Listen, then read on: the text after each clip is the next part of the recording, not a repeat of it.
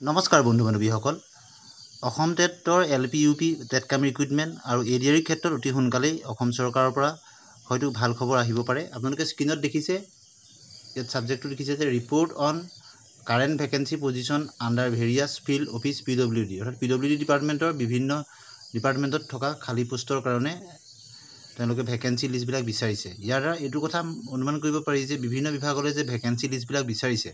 অৰ্থাৎ অতি সোনকালেই ADR ক্ষেত্ৰতে হওক বা LPUP ক্ষেত্ৰতে হওক এই নিযুক্তি প্ৰক্ৰিয়াৰ যি চৰকাৰে যি বিজ্ঞাপন দিছিলে কিছুমানৰ অনলাইন আবেদন হৈ গৈছিলে সেই কামখিনি যে অতি সোনকালেই আৰম্ভ হ'ব অৰ্থাৎ 4 জুনৰ পিছতে অতি সোনকালেই আৰম্ভ হোৱাৰ এটা খুব ডাঙৰ এটা ইংগিত বহন কৰিছে বুলি ক'ব লাগিব এখন দেখিছে 10 তাৰিখৰ দিনা আহিছে 10 মে দিনা আহিছে অৰ্থাৎ অসম চৰকাৰে এই যি প্ৰতিশ্ৰুতি প্ৰদান কৰি নিযুক্তিৰ কাৰণে ADR ক্ষেত্ৰতে হওক অসম পুলিচতে হওক LPUP ক্ষেত্ৰতে হওক টেটকাম ৰিক্ৰুইটমেণ্টৰ বিজ্ঞাপন প্ৰকাশ কৰিছিলে অতি শীঘ্ৰেই এই সম্পৰ্কত অসম চৰকাৰৰ ফালৰ পৰা নিৰ্বাচনৰ ফলাফল ঘোষণাৰ পিছতেই ভাল খবৰ অহাৰ পূৰ্ণ সম্ভাৱনা আছে আৰু সেই কাৰণে বিভিন্ন ডিপাৰ্টমেণ্টৰ পৰা তেওঁলোকে খালী পোষ্টবিলাকৰ তথ্য বিচাৰিছে এইখন PWD ডিপাৰ্টমেণ্টলৈ অহা এখন আৰু তলত লিখা আছে the matter may be treated as most important and most urgent অৰ্থাৎ ইম্পৰ্টেণ্ট এণ্ড আৰ্জেণ্ট বুলি দিয়া আছে বিভিন্ন ডিপাৰ্টমেণ্টৰ গ্ৰেড 3 গ্ৰেড 4 বিলাকৰ তথ্য তেনেদৰে বিচাৰিছে এইখন PWD ডিপাৰ্টমেণ্টলৈ দিয়া এখন আপোনালোকক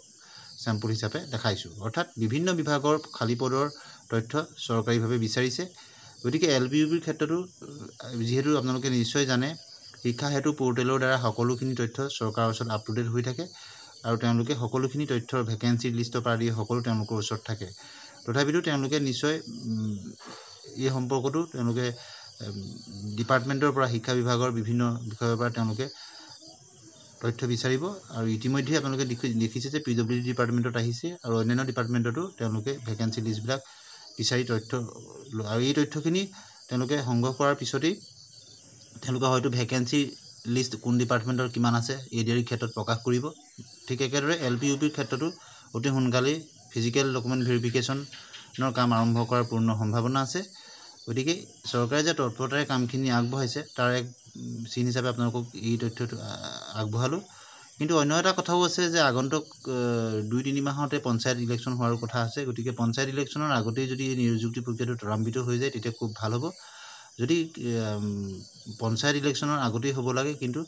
ইলেকশ্যনৰ ৰিজাল্টৰ পিছতেই এই কামখিনি যদি সোনকালে আৰম্ভ হয় তেতিয়া পঞ্চায়ত ইলেকশ্যনৰ আগতেই নিশ্চয় নিযুক্তি প্ৰক্ৰিয়াটো সম্পূৰ্ণ হৈ যোৱাৰ পূৰ্ণ সম্ভাৱনা আছে আৰু এনেধৰণৰ শেহতীয়া বা-বাতৰিৰ কাৰণে আপোনালোকে আমাৰ চেনেলৰ লগত জড়িত হৈ থাকিব আমি শেহতীয়া তথ্য পোৱাৰ লগে লগে আপোনালোকক জনাবলৈ চেষ্টা কৰিম আৰু প্ৰথমবাৰৰ কাৰণে যদি ভিডিঅ'টো চাইছে চেনেলটো ছাবস্ক্ৰাইব কৰি দিব ভাল পালে লাইক আৰু শ্বেয়াৰ কৰি দিব